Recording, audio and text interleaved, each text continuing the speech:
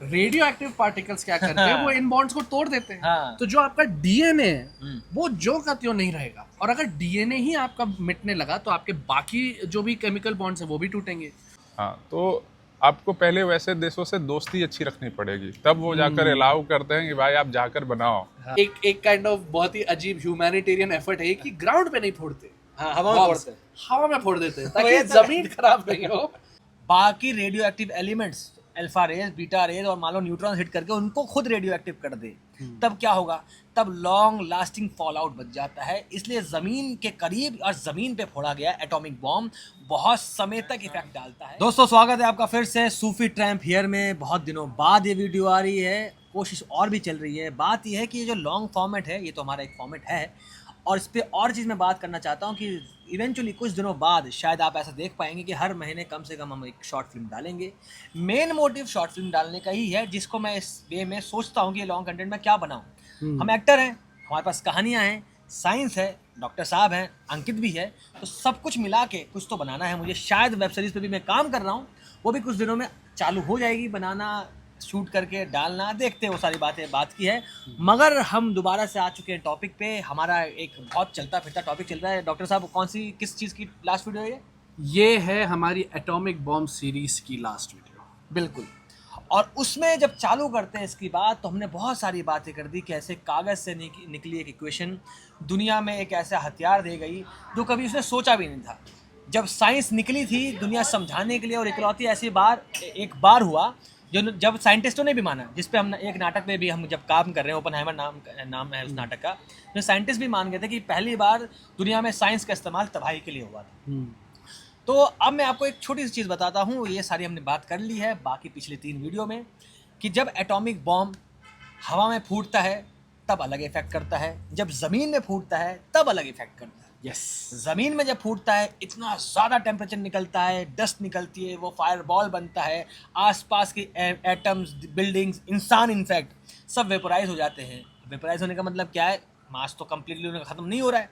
मेरे एलिमेंट्स, मेरे एटम्स या बिल्डिंग के एटम्स टूट जाएंगे लेकिन मास लॉस नहीं करेंगे। मगर क्या अगर वो एटम्स के साथ बाकी radioactive elements alpha rays, beta rays और मान लो न्यूट्रॉन हिट करके उनको खुद रेडियो एक्टिव कर दे, तब क्या होगा?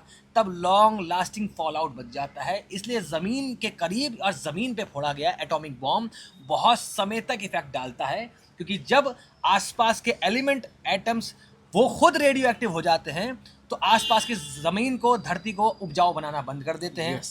बहुत देर तक चीज़ें बहुत ज़माने तक रह जाती है। लेकिन हवा में फोड़ा जाता है तो सारी रेडियो एक्टिविटी हवा में रहती है, मोस्टली ऊपर रहती है। तो इतना ज़्यादा डेंजर, या कहता गंदा वर्ड बोलना पड़ रहा है कि डेंजर नहीं रहता, लेकिन कितना डेंजरस है वो सारी चीज़ें हैं।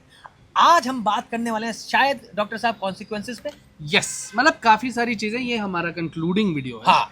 कि अभी जो है सारी तकनीकी बातें ख़त्म। हाँ। अब जो है डिस्कशन बहुत जनरल होने वाला है, क्योंकि ये जो चीज़ है, ये जो इन्फॉर्मेशन हम आपको दे रहे हैं, ये इजी टू डाइजेस्ट है। हाँ, ठीक है, आप सबको समझ आ जाएगा कि असल में खतरा क्या है। बिल्कुल। और हमारी असल में कोशिश ये है, हाँ, छोटी मोटी, कि थोड़ा बहुत अगर हम जो लोग नॉन साइंटिफिक बैकग्राउंड से हैं वो समझ पाए कि यार क्या चीज़ के बारे में लोग ऐसे ही बात कर देते हैं, तो शायद समझेंगे। दुनिया एक बेहतर दुनिया हो आगे चलकर, शायद। और इसी चक्कर में जब और हमने ना ये भी हो, हाँ, ना भी हो तो कम से कम ज्ञान तो बट रहा है मुफ्त में। बिल्कुल यार, क्योंकि जब मैंने ये कंटेंट चालू भी किया था तो मेरा वही था कि साइंस और थिएटर को मिलाने वाला कंटेंट है ये।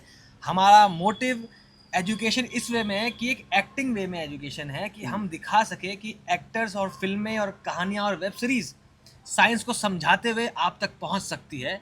वही एम है इस चीज़ का जो हम कर रहे हैं। यस। अब मैं पहले बात करना चाहता हूँ, आज डॉक्टर साहब को स्पेसिफिकली मैंने इनको बोला है, बहुत सारे सवाल जवाब होने वाले हैं इनसे। हाँ। तो बस मैं आपको थोड़ा सा बैकग्राउंड दे देता हूँ कि क्यों कहा जाता है कि रेडियो एक्टिविटी खतरनाक है, खतरनाक नहीं है। इससे पहले हम इंसानों के बारे में जानते हैं, हम कैसे बनते हैं। हमारे पास एक सो कॉल्ड मेमोरी चिप है, हमारा जिसको हम कहते हैं डीएनए। उस डीएनए के हिसाब से हमारा दिमाग किसी माँ की कोख में बच्चे को स्वेटर की तरह बुनता है। यस। कि उसको पढ़ूंगा, डीएनए क्या है उस हिसाब से इसकी शक्ल बनेगी, नाक बनेगी, कान बनेंगे। ये सब डीएनए में इंफॉर्मेशन ट्रैप रहती है। Yes. Radioactivity, alpha rays, beta rays, gamma rays, ये क्या कर सकती है, ये हमारे शरीर के अंदर के मॉलिक्यूल्स एटम्स के इलेक्ट्रॉन को नॉक कर सकती है, डीएनए चेंजेस कर सकती है, और उसके साथ लॉन्ग लास्टिंग बर्न जो रह जाता है वो सारी बातें हैं कि कैसे कैंसर हो जाता है, कैसे नहीं होता है। ये मैं अब यहाँ पे बोलना बंद करता हूँ, अब सवाल जवाब चालू होते हैं डॉक्टर साहब से। डॉक्टर साहब पहले एक तो बात बताइए यार, अरे बोलना यार कि डीएनए है क्या? देखो डीएनए एकदम बेसिकली अगर कहा जाए तो आपकी बायोलॉजी टेक्स्ट बुक में भी ये लाइन दी गई है, it's the building block of life. ठीक है, तो जैसे कि आपने देखा होगा बच्चों के खिलौने रहते हैं, ब्लॉक्स रहते हैं, कुछ ब्लॉक्स को इकट्ठा करके एक बिल्डिंग बनती है। डीएनए कुछ उसी तरह है, पूरा का पूरा एक 4 बेसिक मॉलिक्यूल से बना हुआ एक धागा है। मगर ये 4 या 5 धागे नहीं है, है ना, इनके कॉम्बिनेशंस इस कदर बैठते हैं, इतने लंबे रहते हैं ये कि खरबों कॉम्बिनेशंस। एग्जैक्टली। और साथ ही साथ क्या रहता है कि ये ट्रिलियंस में है, ट्रिलियन से भी ज्यादा है एक्चुअली तो कॉम्बिनेशंस। हाँ, जो कॉम्बिनेशन है, तो क्या होता है, सिंपल चीज ये है, अगर आपको एकदम ऊपर से मैं समझाऊं तो हमारी बॉडी, ये डीएनए बेसिकली केमिकल मॉलिक्यूल्स ही हैं। हमारी बॉडी की क्या ताकत है, हमारी बॉडी की ताकत ये है कि वो इस डीएनए मॉलिक्यूल को रीड करती है स्कैनर की तरह, और उस हिसाब से कंपाउंड्स बनाती है। फिर ये केमिकल रिएक्शंस हमारे बॉडी में जो होते हैं, इसकी वजह से हम सांसें ले पाते हैं, हमारे अंदर एनर्जी आती है, उस एनर्जी को हम डिफरेंट फॉर्म में कन्वर्ट करके उसका अलग तरीके से यूज़ होता है। साथ ही साथ हमारे सेल्स चलते हैं, दिमाग चलता है, हम देख पाते हैं, सुन पाते हैं। ये पूरा शुरू होता है एक डीएनए से। अब जैसे जो पहले वीडियो में हमने आपको क्यों बताया था कि रेडिएशन में क्या हो रहा है, ये अल्फा पार्टिकल्स क्या हैं, ये न्यूट्रॉन क्या है, तो अब है तो ये भी केमिकल्स ही। जैसे ही रेडिएशन पार्टिकल्स अगर निकल के आते हैं, मानो कि न्यूट्रॉन अगर निकल के आ गया, तो जिस कदर इसने एक यूरेनियम एटम को में से मतलब न्यूक्लियस पर लगकर जो नॉक करके उसको डिसरप्ट किया था। बेसिकली ये बात कहना चाह रहे हैं कि जैसे न्यूट्रॉन जैसे यूरेनियम अब्सॉर्ब करता है और रेडियो एक्टिव हो जाता है, मतलब अनस्टेबल हो जाता है न्यूक्लियस, जो हमने बात करी हुई है। सबसे स्टेबल क्या है, हमने बात कर ली है, आयरन है। तो अगर एक so called non radio active particle, बड़ा पार्टिकल, उसके अंदर न्यूट्रॉन अब्सॉर्ब हो जाए, उसके न्यूक्लियस में अब्सॉर्ब हो जाए, तो भैया वो समझेगा यार मुझे अब मौका है टूटने का, मैं टूट के आयरन की तरफ भाग सकता हूँ, तो वो टूट जाएगा। तो ये बात करें कि अगर वो न्यूट्रॉन ऑब्जर्व कर ले, उससे भी ज्यादा कि आपका जो केमिकल जो बॉन्ड है, हमने जैसे पढ़ा है कि भाई इतने इलेक्ट्रॉन्स इसके हैं, इसके पास इतने कम हैं, ये दोनों मिलकर एक कंपाउंड बना सकते हैं। रेडियो एक्टिव पार्टिकल्स क्या करते हैं, वो इन बॉन्ड्स को तोड़ देते हैं। तो जो आपका डीएनए है वो जो का त्यों नहीं रहेगा, और अगर डीएनए ही आपका मिटने लगा तो आपके बाकी जो भी केमिकल बॉन्ड्स हैं वो भी टूटेंगे। तो इंस्टेंटली सेल डेथ हो जाती है, इंस्टेंटली, क्योंकि वो जो था वो अब वैसा है ही नहीं, तो लिटरली एग्जिस्टेंस छोड़ देता है एक इंस्टेंट में। अब मेरे पास मस्त सवाल आ रहे हैं। बोलो यार। ठीक है, अब देखते हैं डीएनए की बात है, आपको भी शायद इस बात को समझाएं, डीएनए इतनी बड़ी चीज हमें क्यों बोल रहे हैं ना। डॉक्टर साहब से मेरी बात हो रही थी कि यार डीएनए जैसे आपने बोला, जो हम बनते हैं स्कैनर की तरह चल रहा होता है और रीड करते होते हैं कि आप पैटर्न है। तो डॉक्टर साहब एक बात बताइए, चूहे की डीएनए सीक्वेंसिंग में और इंसान की डीएनए सीक्वेंसिंग में कितना अंतर है? Very good question. तो मैं आपको पहले ये बता देता हूँ कि उससे पहले मैं आपको एक सवाल पूछता हूँ। आपको क्या लगता है कि हमसे सबसे ज्यादा सिमिलर ऑर्गेनिज्म क्या है? मैंने मतलब देखने में एकदम ऊपर से बता जो हम पढ़ते हुए, हम बंदर चिंपांजीज, मोर स्पेसिफिकली एप्स रहते हैं। हाँ। ठीक है, तो मतलब चिंपैंजी और एक ओरंगुटान है। ठीक है। हाँ। ये दो काफी सिमिलर है। हाथ पांव बनावट। आपको क्या लगता है कितना डीएनए फर्क तो बहुत रहता है ना, हम मतलब एक चिंपैंजी, ह्यूमन और इसमें कितना डीएनए सिमिलर है हमारा?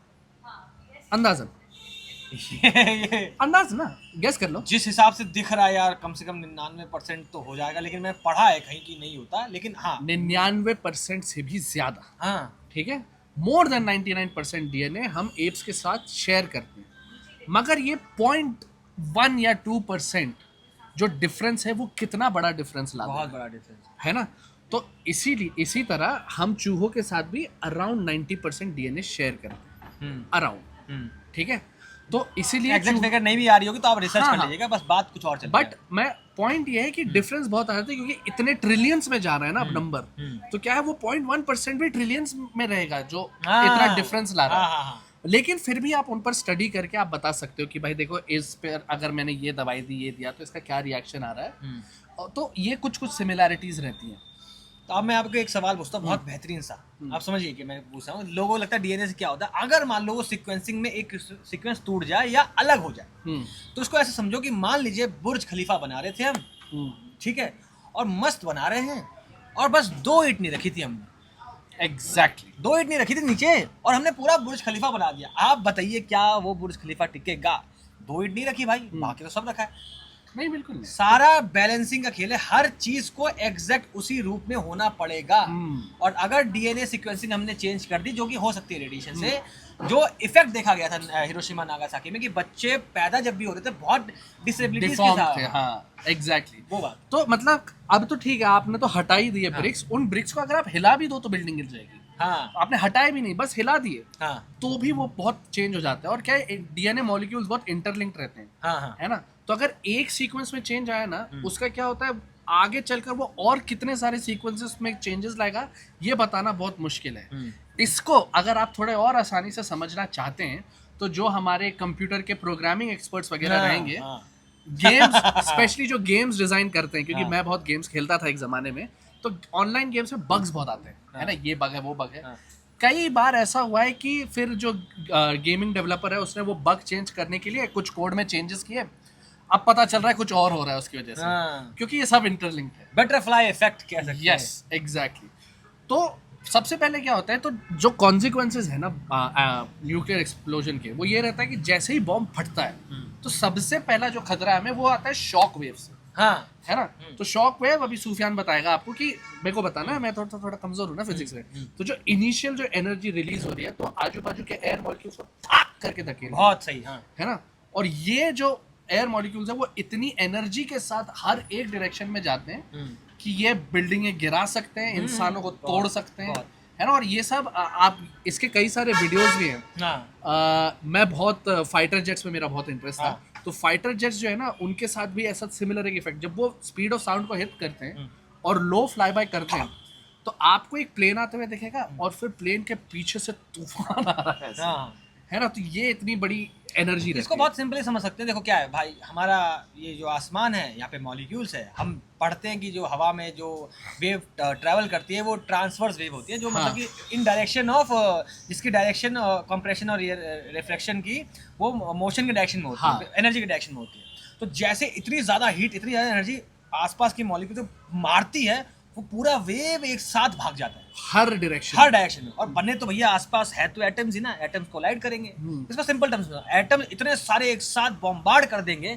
हवा में जो आपको एटम दिख रहे हैं, अगर उनको मैं एक जगह बंद करके उसी को बहुत अच्छी स्पीड से तुम आप पे मारूं तो लग जाएगा, है तो, क्योंकि इवेंचुअली प्रेशर एटम से आता है। यस। तो ये सब चीजें। अंकित साहब बीच में एक सवाल पूछे, अंकित साहब कुछ सवाल पूछना था आपको क्या?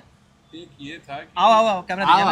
हाँ क्वेश्चन हाँ, अरे पूछो भाई, बनाई क्वेश्चन थोड़ी ये है। था कि न्यूक्लियर विंटर जो होता है, एक्चुअली जब न्यूक्लियर बॉम्ब ब्लास्ट करते हैं ना हम लोग फिजन वाले, हाँ तो उसके बाद विंटर सीजन आ जाता है जिसे हम लोग न्यूक्लियर विंटर बोलते हैं। वो क्यों आता है? चलो बता दो। उसका एक थोड़ा सा बहुत अच्छा सवाल है ये। सिंपल, एक तो बहुत सिंपल एक्सप्लेनेशन देता हूँ मैं, थोड़ा इसको स्कैटरिंग से समझाना चाहूँगा। और वो चीज़ें आप मतलब ऐसे देखिए, हमारे आसमान, नीला आसमान दिखता है क्योंकि वो ब्लू लाइट को क्या नाम है, स्कैटर करता है, स्कैटरिंग होती है, बिखेर देता है लाइट को। क्लाउड सफ़ेद दिखते हैं, वो मोस्टली सब लाइट को बिखेर देते हैं। अब होते हैं डस्ट पार्टिकल, मतलब स्कैटरिंग की होती है डस्ट पार्टिकल के थ्रू होती है ये सब। क्लाउड जो मान लीजिए, जो मॉलिक्यूल्स, बड़े मॉलिक्यूल्स है, डस्ट पार्टिकल है, जो भी वो क्लाउड दिख रहे हैं हमें। अब ब्लास्ट हुआ, जमीन से निकले एटम्स, आसपास से निकले मॉलिक्यूल्स, क्लाउड बना और आसमान में छा गया। अब मैं क्या बोला, जैसे क्लाउड तो सारी लाइट बिखेर देता है, अब मोटा क्लाउड आ जाए जिसमें डस्ट पार्टिकल भी है, तो इतने कम चांसेस है कि सन की रे उसको पेनिट्रेट नहीं कर पाएगी। पहली बात तो स्कैटर हो रही है, जो स्कैटर नहीं हो पा रही, इंफ्रारेड ये सब जो बाकी है उसको वो ऑब्जर्व करने लगेंगे, सारी की सारी एनर्जी ऊपर रहने लगेगी, वो पेनिट्रेट करके धरती तक नहीं पहुंचेगी। हमारी धरती गर्म कैसे होती है, लोगों को लगता है कि सन से हो रही है ना, लॉजिकल बात है, लेकिन अगर मैं अपने इस अर्थ में से एक फैक्टर हटा दूं तब भी धरती ठंडी हो जाएगी, जो है कार्बन डाइऑक्साइड। धरती पे सनलाइट आती है, लग के निकल जा रही होती है, रिफ्लेक्ट होती है। कार्बन डाइऑक्साइड बोलते हैं अरे भैया कहाँ, ऐसे कैसे? वो आपने मूवी देखी है इरफान खान की, शायद मुझे लगता है वो वाली है, करीब सिंगल है या कोई सी है, जिसमें बोलता है लड़की वेट करी होती है डेट को उनका, और वो लेट आते हैं, तो वो जा रही होती है और इरफान खान आते हैं और कहते हैं अरे मैं कौन, ये कहाँ जा रही हूँ? तो ऐसे ही वो बोलता है कार्बन डाइऑक्साइड, भाई कहाँ जा रहे हो भाई, रुको। तो उसको ट्रैप करता है, जिसको ग्रीन हाउस इफेक्ट भी कहते हैं। यस, तो वो लग के वापस जाने के बीच में उसको ट्रैप कर लेते हैं, और हमारी धरती पे गर्माहट रहती है बहुत बेहतरीन सीक्वेंस में, और सारे इफेक्ट एकदम क्लासिकल वे में हुए हैं, जिससे वजह से धरती में लाइफ एग्जिस्ट कर रही है। सस्टेन कर पा रही है वो। अब मैं लाइट ही नहीं आने दे रहा, अब आ नहीं रही तो जा नहीं रही, अंदर हीट ही नहीं है, तो क्या हो जाएगा उनके साथ? टेम्परेचर आ गया ठंडक।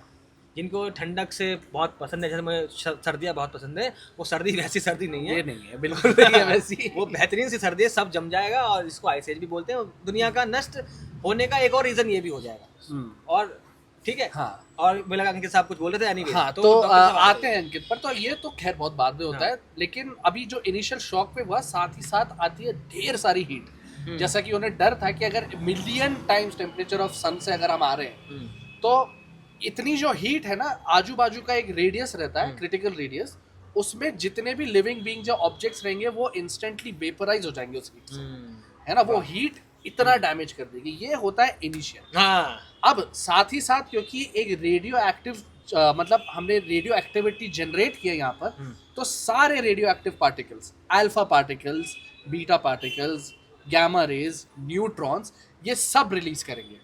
और जैसा कि हमने सीरीज के पहले वीडियो में बताया था, ये जाकर हर एलिमेंट, आजू बाजू जितना भी एलिमेंट है, जितने भी एटम्स हैं, उसमें से इलेक्ट्रॉन्स को हटाना शुरू करेंगे, है ना। अगर न्यूट्रॉन है तो न्यूट्रॉन जाकर फिर न्यूक्लियस को हिट करेगा, तो पूरा का पूरा आपका आजू बाजू का एनवायरनमेंट रेडियो एक्टिव होने लगेगा धीरे धीरे धीरे धीरे। डीएनए बदल जाएंगे, वो सब सारी चीजें। ये बहुत बड़ा इफेक्ट हो रहा है इस चीज का बेसिकली।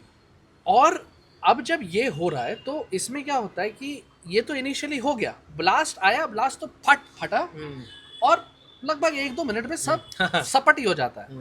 लेकिन जैसा हमने दूसरे न्यूक्लियर इंस्टेंसेस में देखा है, हिरोशिमा नागासाकी की ही बात की जाए, तो ये जो आजू बाजू के जो एटम्स है जो आयोनाइज हो जाते हैं, ये अलग अलग फॉर्म ले लेते हैं। एक आयोडीन हो जाता है ना, कुछ प्लूटोनियम बन जाते हैं, और कुछ मतलब बहुत सारा न्यूक्लियर जो बॉम्ब्स हमने डिस्कस किए थे, उसमें फ्यूल रहता है ना। वो फ्यूल पूरा फ्यूल भी कभी कभी बर्न नहीं होता, तो ये रेडियो एक्टिव मटेरियल सीधा वहीं के वहीं समाया हुआ है। अब क्योंकि ये रेडियो एक्टिव है, आप इसको हाथ तो नहीं लगा सकते, ये अपने आप डीके भी होगा, मगर कुछ रेडियो एक्टिव सब्सटेंसेस की हाफ लाइफ क्या होती है? हाफ लाइफ तुम ही समझा दो तो बेटर रहेगा मेरे ख्याल से। सिंपल टर्म्स में, एक आप 100 एटम ले लीजिए और 50 कितने में टूट जाएंगे, मतलब डीके कर जाएंगे कितने समय में, तो वो आपकी हाफ लाइफ है। कईयों की सालों होती है, कईयों की मिलियन ईयर्स होती है, बहुत होता है। तो ये एक्सपोनेंशियली होगा। तो अब क्या हो गया है कि जैसे कि फॉर एग्जांपल एक चीज अगर उसकी हाफ लाइफ 25 साल है ना, तो 25 साल में 100 का 50 हो गया। अब वो 50 का 25 होने में और 25 साल लगेगा, है ना। तो ये क्या है, वो 25 का 50 साल हो जा रहा है। इसमें मैं बहुत अच्छा पजल देता हूँ, आप जवाब दीजिएगा कि मान लीजिए एक लेक है, और लेक पे एल्गी जम जाती है ना, एल्गी, तो जो एल्गी जमने का जो रेट है वो हर दिन दुगना हो जाता है। अगर आज इतनी है तो कल उससे दुगनी हो जाएगी, कल उससे दुगनी हो जाएगी। तो अगर 11वें दिन पे लेक पे आधी एल्गी जम गई है, तो कितने दिन लगेंगे उसको पूरा लेक कवर कर देंगे? एनीवेज, ये सवाल है, कमेंट्स में जरूर बताइएगा। तो ये जो एलिमेंट्स हैं, क्योंकि कुछ रेडियो एक्टिव सब्सटेंसेस की हाफ लाइफ बहुत ज़्यादा रहती है, ये डीके बहुत सालों तक उस एरिया में रहता है, है ना। और इसीलिए ग्राउंड पर बहुत सारे न्यूक्लियर जो बॉम्ब्स हैं, मतलब एक काइंड ऑफ बहुत ही अजीब ह्यूमैनिटेरियन एफर्ट है कि ग्राउंड पे नहीं फोड़ते, हवा में फोड़ देते हैं ताकि जमीन खराब नहीं हो, मगर आसमान में तो रहते हैं ये सब चीज़। नहीं होगा, ये नहीं होगा। लेकिन ऐसा हुआ है चेरनोबिल में, जब चेरनोबिल की जो फैक्ट्री थी, जब वहां पर वो डिजास्टर हुआ था, ग्राउंड पे हुआ, तो वो क्योंकि ग्राउंड पे हुआ था, वो जमीन टॉक्सिक है। सेम चीज 2011 में फुकुशिमा में हुई थी, जब वहां पर सुनामी आया था, तो उनका जो न्यूक्लियर पावर प्लांट था बहुत पास था शोर के। जब वहां पर सुनामी गई और वो जब फटा, तो वो जो न्यूक्लियर वेस्ट है, वहाँ आज भी जो वो क्या बोलते हैं उस डिवाइस को जो रेडियो एक्टिविटी मेजर करता है, मुझे नहीं पता है नाम। अरे वो फैक्ट्रीज वगैरह समझ गया कि वो रेडिएशन देख के कमेंट्स में बताइएगा। तो वो डिवाइस बीप करता है आज भी फुकुशिमा में। उस एरिया को पूरी तरह से खाली कराया गया है ना, फिर भी वहाँ कुछ लोग रहते हैं। और जब उनकी ब्लड में हम लोग ने टेस्ट करके निकाला कि काफ़ी रेडियो एक्टिव मटीरियल उनके ब्लड में अभी भी है। अब डीएनए की एक बहुत खास बात है, ये इस पे मुझे शायरी याद आ गई, सॉरी यार मैं थोड़ा शायरी वाला आदमी हूँ ना, कि ये नया शहर तो है खूब बसाया तुमने, क्यों पुराना हुआ वीरान जरा देख तो लो, लोग लगते हैं परेशान जरा देख तो लली में। हाँ चलो यार बहुत अच्छे शेर बोलता है। थिएटर और करो थिएटर। तो डीएनए की एक और खास बात ये रहती है कि अगर मान लो आपकी किस्मत 100 में से आप बच गए, आपके डीएनए में अभी भी चेंजेस हुए हैं, है ना, जो आपको शायद इमीडिएटली ना दिखे, मगर शायद आपको ताउम्र ना दिखे, शायद आप उसी वजह से मर जाओ, बताना बहुत मुश्किल है, मगर उस बीच अगर आपके बच्चे हुए तो उनमें वो एबनॉर्मल जीन्स पास हो जाते हैं, विरासत में एबनॉर्मलिटी चली आएगी। तो ये सालों साल डैमेज रहेगा इस चीज का, और इसको कंट्रोल करने का आज तक कोई तरीका नहीं है। हाँ, अब अंकित बहुत टाइम से तड़प रहे हैं कुछ सवाल पूछने के लिए, कुछ कहने के लिए। तो अंकित एक्चुअली ये बताएंगे हमें कि भाई ये तो होगी बॉम्ब की बात, मगर खेल था एनर्जी का, कहाँ गई वो एनर्जी की एप्लीकेशन। सो अंकित, म्यूजिक।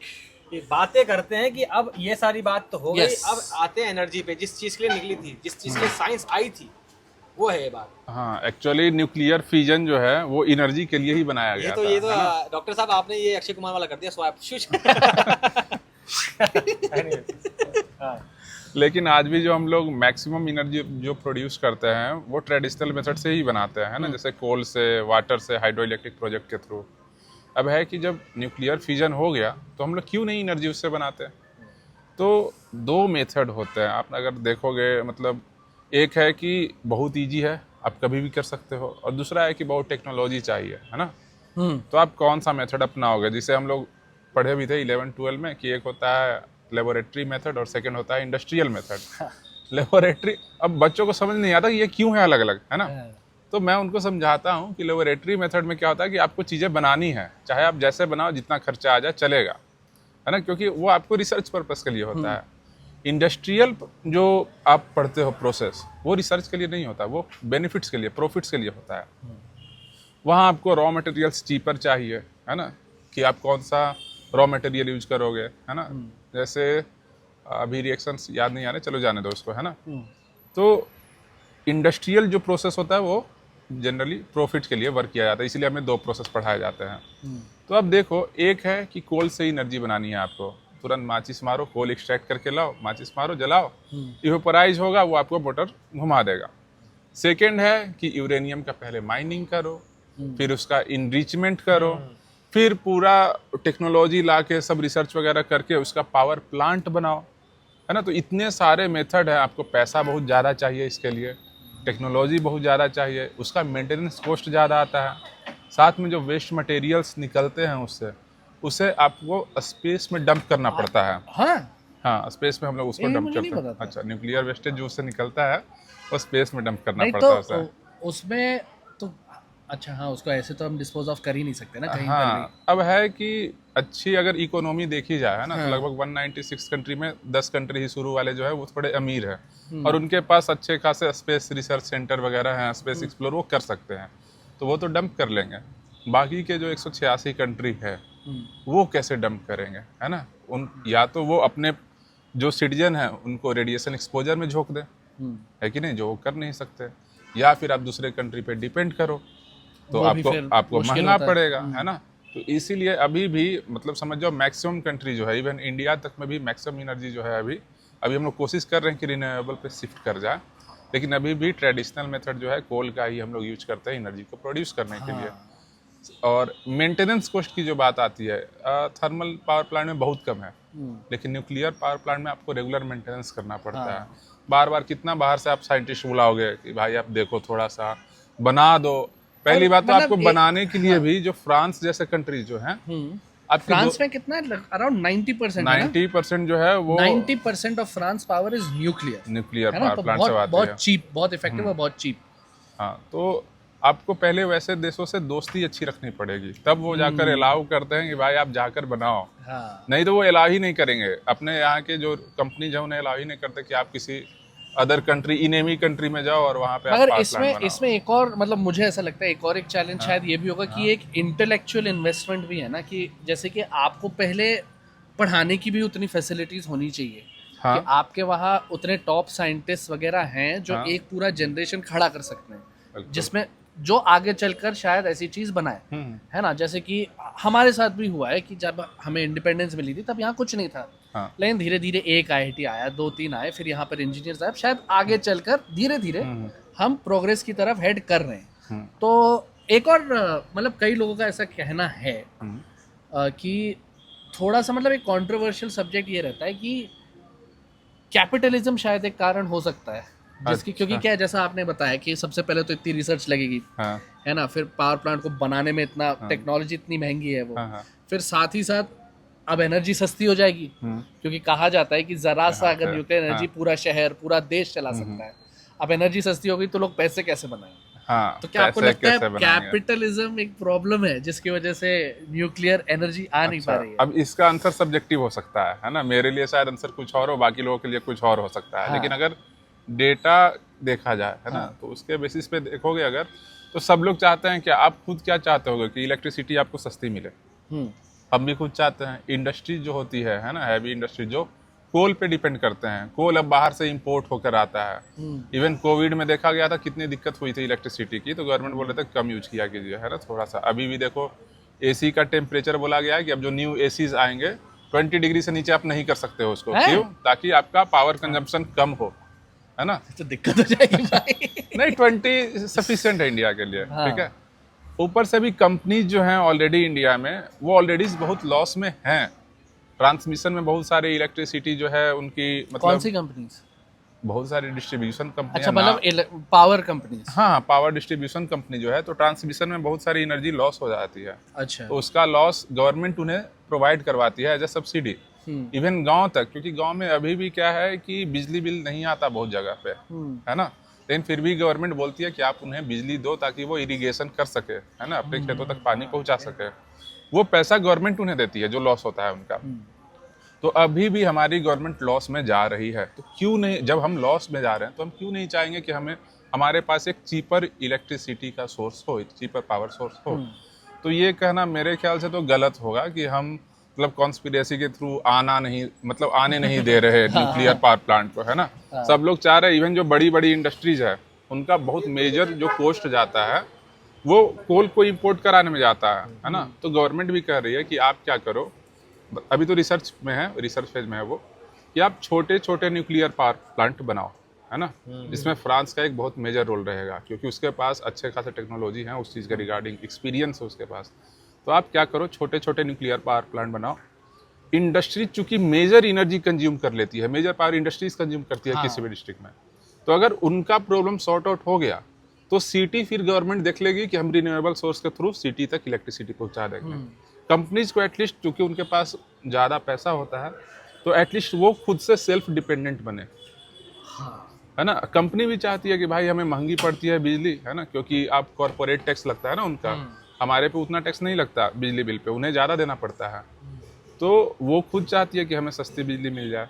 तो वो क्यों चाहेंगे कि भाई कि न्यूक्लियर पावर प्लांट नहीं है हमारे यहाँ, तो वो खुद चाह रहे हैं कि भाई ले आओ, हमें भी सस्ता पड़े, थोड़ा सा पब्लिक को पड़े, वो अलग बात है, हमें ज़्यादा प्रॉफिट होगा क्योंकि हम लार्ज स्केल पे वो चीज़ कर रहे हैं। मुझे लगता है कि इंसानों को थोड़ा ना कॉन्स्पिरेसीज बनाने में बहुत मजा आता है। रीजन बीइंग बताऊं आपको क्यों। मैंने अभी रिसेंटली एक टेस्ला की वीडियो बनाई थी, तो खैर ये वीडियो का बहुत लंबी भी हो रही है, इसको खत्म करते हैं। और ऑब्वियसली हमने सारे पॉइंट कवर कर लिए। इन्हीं की बात से मैं कॉन्स्पिरेसी की बात बताता हूँ। हमारे अंदर ना बहुत ह्यूमन में लगा साइकोलॉजिकली हम फैंटेसीज में जीते हैं, क्रिएटिव है ना हम, इसलिए मतलब कहानियां कब से चलती आ रही हैं। अब देखिए, मैंने टेस्ला की रील बनाई, टेस्ला के ऊपर बनाई, अब तो वीडियो भी बनाऊंगा और भी लॉन्ग वीडियो बनेगी। उसमें एक बंदे कमेंट करता है एक इंसान की ये टेस्ला एलियन था या एलियन ने उसको मदद करी थी, तभी वो इतना फ्यूचर देख पाया। हम कॉन्स्पिरेसीज में बिलीव करना चाहते हैं क्योंकि उसी की वजह से ना हम अपने दिमाग के चक्षुओं का इस्तेमाल करते हैं कि अरे यार शायद ये हो रहा है तो वो हो रहा है, इसलिए ये हो रहा है। जैसे मैंने एक बहुत अच्छा एक स्टैंड अप देखा था जिसमें बोलता है कि तुम्हें पता है कि तंबाकू से कैंसर नहीं होता, एकदम कन्विक्शन है कि बाय द वे सही में तंबाकू से कैंसर नहीं होता। ये लोग इसलिए बोल रहे हैं ताकि तंबाकू जो फार्मर जो है तंबाकू पैदा करते हैं उनकी पूरी की पूरी ज़िंदगी बर्बाद हो जाए, इस चक्कर में तंबाकू बैन है। मैं कन्विक्शन से बोल दूँगा, आप मान जाओगे, क्योंकि हमें अंदर कॉन्स्पिरेसी वो बंदा मान गया था। डॉक्टर साहब ना, वही मैं बता रहा हूँ। वो इतनी बेहतरीन वीडियो है ना, वो स्टैंड अप अगर मिल जाए कभी देखना, मैं देखी थी। तो ये सारी बात ये आती है कि हम उस पर चीज़ें बनाते हैं। तो ये सब बनाई हुई चीज़ें विश्वास मत रखिए। अंकित साहब ने बहुत सारी चीज़ें आइडियाज बताई दी है। और खैर मतलब मैं सबका मतलब मन शांत कर देता हूँ हाँ कि nuclear power is the future, बिल्कुल। इसमें कोई डाउट नहीं है। बिल्कुल। चैलेंजेस हैं कुछ जैसा कि देखो बॉम्ब बनाना इजी है, हाँ। क्योंकि बॉम्ब में आपको इस चीज की फिक्र ही नहीं करनी ना कि मैं इस रिएक्शन को कंट्रोल कैसे करूं, हाँ, कंट्रोल करना मुश्किल है। फटने दो। फिर साइंस बता देता हूँ, हाँ। एंट्रोपी हमेशा बढ़ती है। अनकंट्रोल चीज एंट्रोपी बहुत, ये तो नेचर है कि एंट्रोपी बढ़ेगी मतलब अनकंट्रोल तो चलता रहेगा।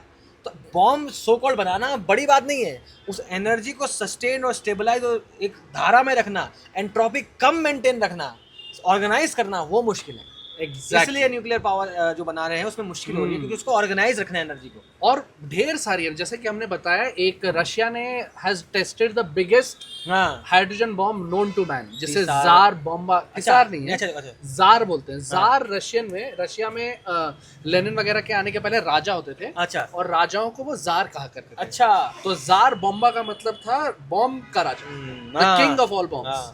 तो जब वो जार बॉम्बा जब उन्होंने फोड़ा था, मैं एक्चुअली मेरा पॉइंट भूल गया तो उन्हें एक्चुअली उनको थोड़ी पड़ी थी हाँ। कि हमें ये चीज कंट्रोल थोड़ी करनी है, फटने दो। और वो शॉक वेव जो इनिशियल क्रिएट हुई थी, वो पूरी धरती के अराउंड 3 बार चक्कर लगा के आई थी, न्यूजीलैंड तक में उसके इफेक्ट्स आए थे, इतना स्ट्रॉन्ग बॉम्ब था। खैर, अब फ्यूचर किस तरह है मैं एकदम शॉर्ट में बता देता हूँ।